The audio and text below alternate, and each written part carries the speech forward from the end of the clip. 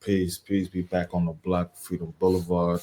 This is covering story for Iran's get back on Israel and now on an American base in Qatar. This is recent unfolding. We're gonna be following the story here, Freedom Boulevard. This is what's really going on out here in the world. We need to pay attention to stuff like this. Would you rather look at what's going on with Diddy and Cassie and stuff like that, or what's going on with these comedians, or y'all want to know what's really going on in the real world, something that really can affect you? It's going to regardless. So here we go. Let's check this out.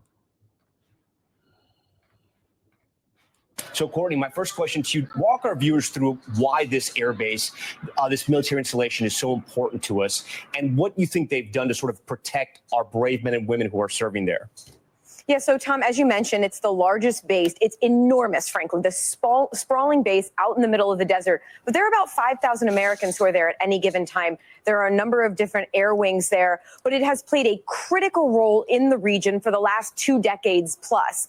That is because U.S. military jets, fighter aircraft, surveillance aircraft, all kinds of different aircraft were coming and going out of there during the war on terror. They were flying out of there largely into Iraq, but into other locations as well.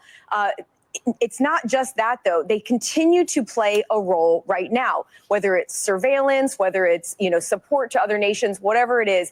That base has been very active. It is also the headquarters for all air operations in the entire region. There's a location there known as the KAOC. It's the Combined Air Operations Center. And it basically... Combined Air Operations Center, the KAOC. Okay, it's in Qatar. Is this watch floor, this hub, where all air operations for the entire region are run. Candidly, the reality is the operations that occurred the other night, they were extremely, covert. They were B-2s that flew out of the U.S., but they would... She's talking about when Trump doubled down behind Netanyahu and started jumping Iran. And this is the get back right here. Some real street shit.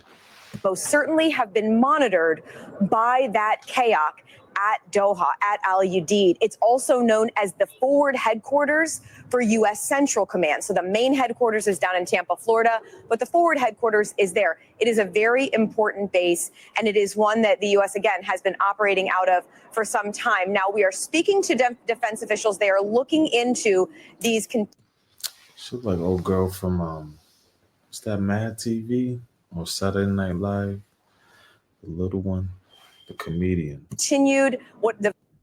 You know what I'm talking about? Video that you just showed that appears to be air defense systems employed there at Al Udeid. Like a little hobgoblin.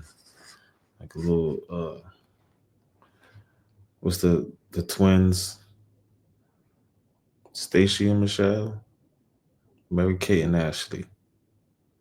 They have a very robust air defense system, frankly, because of all of the activity in the region over years and because U.S. aircraft have been flying out of there into, at times, dangerous and enemy airspace. They have an extremely strong air defense system that includes Patriots. Now, those have the ability to shoot down missiles. The Qataris also have their own air defense systems. Obviously, they're in the country. But another thing to keep in mind, Tom, Al Udeid is actually a Qatari base. It is owned by the government there. The U.S. military operates out of there, but it is not.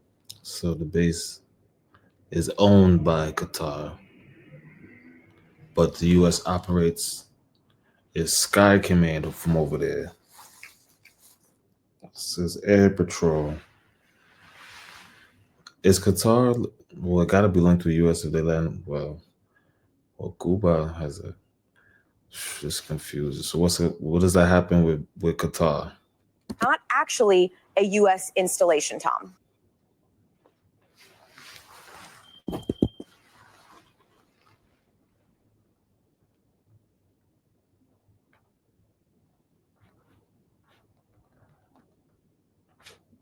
live for us in Tel Aviv. Richard, I know you have new reporting out of Qatar, but also after that, update our viewers about what's happening in Israel right now and if anything has happened there tonight.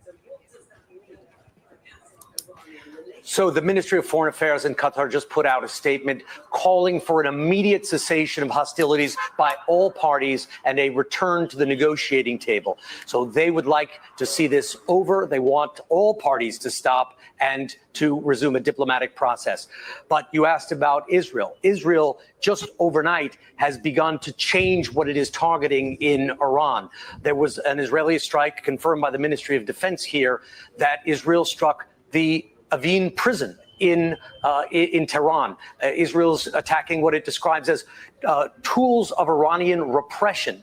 They also targeted the Basij offices and headquarters. Now, the Basij are a military force that the Iranian government, the Iranian theocracy, has used for domestic repression. So when you take them together, they also attacked a police headquarters.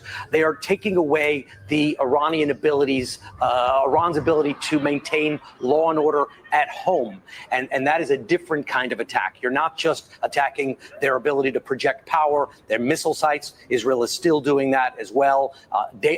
Why are they doing all this? Like, he just seems excited and happy. You know, he's going to get his check, send his kids to college. A daily basis, attacking their missiles, missile launchers, aircraft, helicopters. Israel also this morning attacking the entry route to the Fordow military facility. But different this time, attacking the domestic agencies that keep the regime in power. Richard, you know, we've been able to get sort of a snapshot of Iran's modern military strategy. You see them over there with the Iron Dome? Or is that Qatar right there? And they have intercepting. They standing out like, where you gonna go? I guess. Look at them just. If you will, over the last year, going back to that drone strike there in Israel, and then the statements that came out after that. Seeing tonight what's happened so far, Richard, seeing what Iran has put out so far, what sort of are you reading from the tea leaves? And again, this is combat; it could change at any moment. But what are you seeing tonight? This seems to be a relatively limited response by Iran. It seems to be a response that Iran would have known would be largely unsuccessful. It is firing at a very hard target, one of the hardest targets in the Middle East, something that is far away from other civilian centers. The Iranians going out of their way to say that they didn't target the people of the brotherly nation of Qatar. They just fired on the Americans. They made a direct parallel. So one is saying that they only hit the American base. Of course, this is news, and it can be controlled. And the other saying, "Oh, you're attacking Qatar, you know, a Muslim country, allegedly."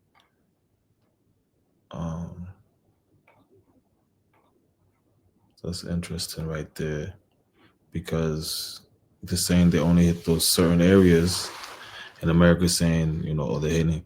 It's going to be adding just more fitna. See what's going on with Al Jazeera.